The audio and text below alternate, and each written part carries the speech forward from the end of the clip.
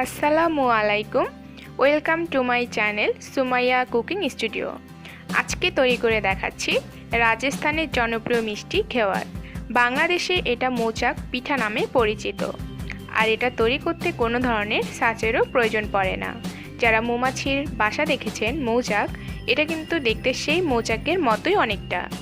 এর কারণেই এই পিঠাটির নাম হয়েছে মৌচাক পিঠা। আর এই পিঠাটি তৈরি করে 1 মাসের মতো সংরক্ষণ করা যাবে।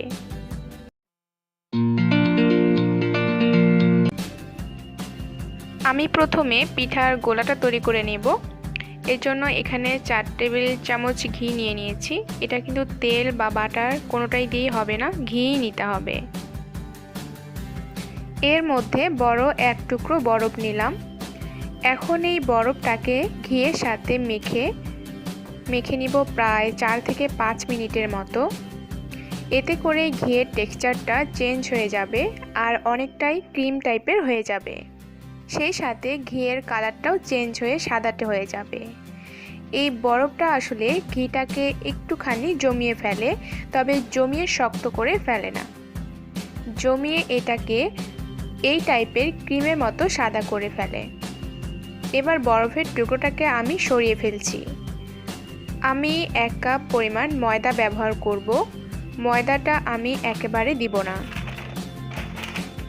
ময়দাটা একটু একটু করে দিয়ে মিশিয়ে নিচ্ছি। আর ময়দাটাকে একটু ঘষে ঘষে মিশাতে হবে। পুরোটা ময়দা মিশিয়ে নেওয়ার পরে এটা দেখতে অনেকটাই ব্রেড ক্রামের মতো দেখা যাবে। এবার এই পর্যায়ে দিয়ে দিচ্ছি 1.5 কাপ পরিমাণ পানি। তবে পানিটা একটু একটু করে দিতে হবে। এটা অবশ্যই ফ্রিজের ঠান্ডা পানি হতে হবে।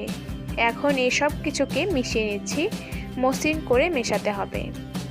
এই রেসিপিতে ব্যাটারটা পারফেক্ট হওয়াটা অনেক জরুরি। লেবুর রস দিয়ে দিলাম 1 চামচের মতো। আমি আবারও 1 কাপ পরিমাণ ঠান্ডা পানি দিয়ে দিলাম। এখন ব্যাটারটাকে খুব ভালোভাবে মিশিয়ে নিচ্ছি। এটা তুলনামূলকভাবে একটু পাতলাই হবে, ঘন হবে না।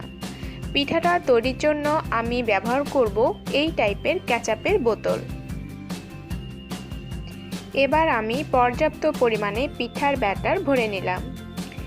এই পিঠাটা ভাজার জন্য একটা কড়াইয়ে তেল নিয়ে নিয়েছি। তেলটা খুব ভালোভাবে গরম করে নিতে হবে। একেবারে ধোয়া ওঠা গরমের আগের পর্যায়ে থাকতে হবে। এবার কড়াইয়ে ঠিক মাঝ বরাবর কেচাপের বোতলের সাহায্যে প্রায় 2 টেবিল চামচের মতো পিঠার ব্যাটার ঠিক মাঝ বরাবর ছাড়তে হবে, প্রায় 6 থেকে 7 আঙ্গুল উচ্চতা থেকে। কিন্তু একেবারে ছেড়ে দিবেন না, আস্তে আস্তে করে ছাড়বেন। দেখতেই পারছেন বুদবুদের মতো দেখা যাচ্ছে। প্রায় 30 থেকে 40 সেকেন্ড পরেই দেখবেন বুদবুদটা যথেষ্ট কমে আসবে।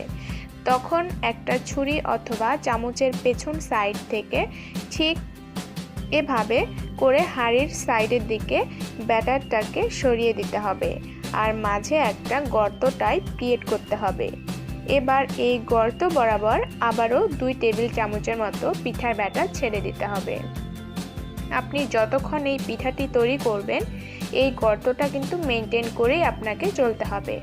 পিঠার উপরে যদি আপনি ব্যাটারটা ছাড়েন তাহলে কিন্তু সেই জালি টাইপ এফেক্টটা আসবে না। আপনি যতবারই ব্যাটার ছাড়বেন ঠিক এই গর্তের মাঝে ছাড়বেন।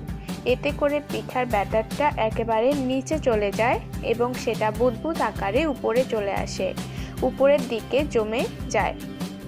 আর ঠিক তখনই এই ব্যাটারটা জালির মতো হয়ে একটা মৌচাকের লুকস নিয়ে আসে। আর প্রতিবার যখন ব্যাটার ছাড়বেন বুদবুদ একটু কমে আসলে তখনই আবার ব্যাটার ছাড়বেন। বুদবুদ থাকা অবস্থায় কিন্তু ব্যাটার ছাড়বেন না। পিঠাটা তৈরি করার সময় শুরু থেকে শেষ পর্যন্ত চুলার আঁচ মিডিয়াম টু হাই থাকবে। পিঠার ব্যাটারটা যেন অবশ্যই ঠান্ডা থাকে। যদি ঠান্ডা না হয় তাহলে কিন্তু জালিটা হবে না। তাই আপনি চাইলে এটাকে নর্মাল ফ্রিজে রেখে কিছুক্ষণের জন্য ঠান্ডা করে তবে পিঠাটা তৈরি করতে যাবেন। বেশ কয়েকবার পিঠার ব্যাটারটাকে দেওয়ার পরে দেখবেন ভেতরের যে ছিদ্রটা মেনটেন করে আপনি এতক্ষণ চলে এসেছেন সেই ছিদ্রটা অলমোস্ট বন্ধ হওয়ার পথে, মানে হচ্ছে এটার মধ্যে আর ব্যাটার ঢালার কোনো জায়গা নেই, পুরোটা পিঠায় পরিণত হয়েছে।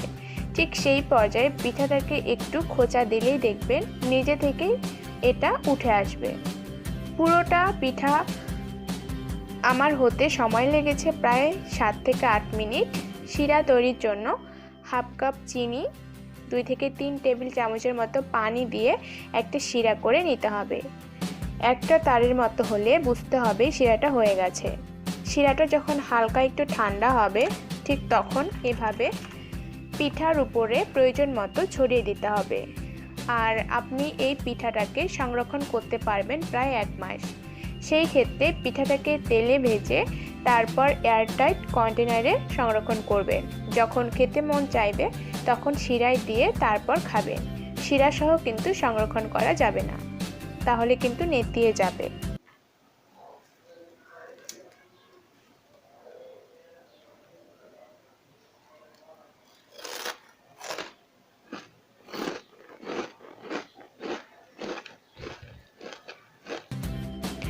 শব্দ শুনে নিশ্চয়ই বুঝতে পারছেন পিঠাটা কতটা ক্রিস্পি হয়েছে।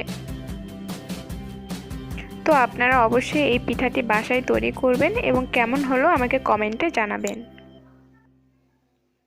তাহলে আজ এ পর্যন্তই।